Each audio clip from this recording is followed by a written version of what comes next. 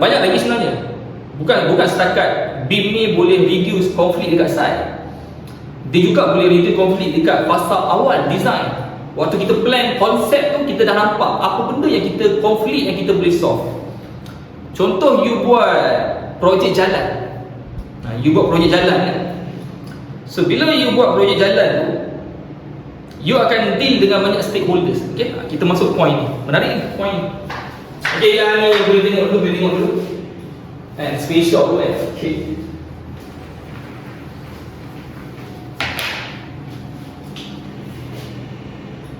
Padam lah.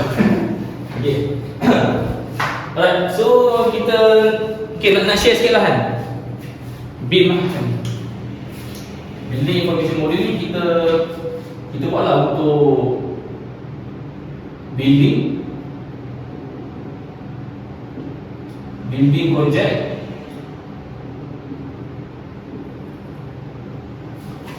Sebelah ni road project lah kan.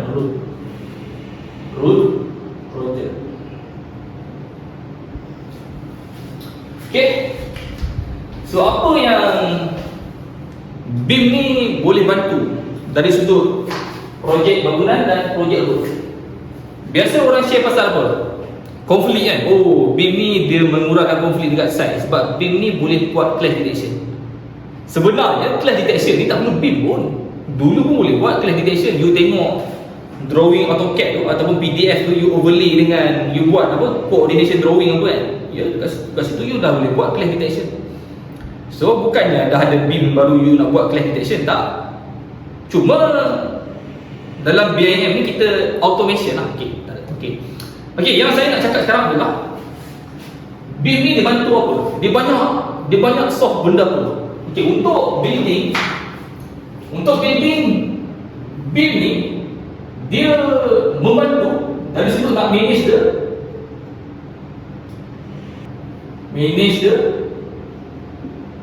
complexity.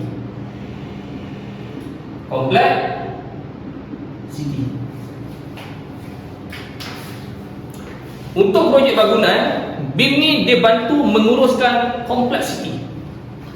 Sebab apa saya kata complexity? Sebab bangunan ni dia vertikal kan. Contohlah kan. Okay, betul lah. Terbalik sini.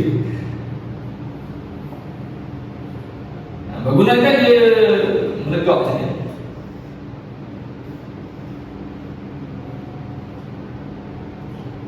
Bangunan tinggi lah kan.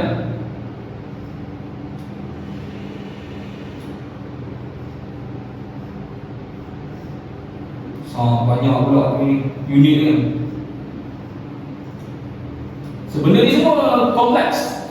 Dia kompleks. Ada kompleksiti. Dia padat, dia kompleks, dia banyak elemen dalam tu. Dia kompleksiti ni banyak. Kompleksiti in term of elemen dia kan. Building element, in term of apa nama ni, disiplin kan. In term of disiplin, in term of dia punya kerja-kerja maintenance kan. Operation and maintenance itu kompleks. Operation and maintenance, dia kompleks. Sebab bangunan ni dia struktur yang menegak vertikal.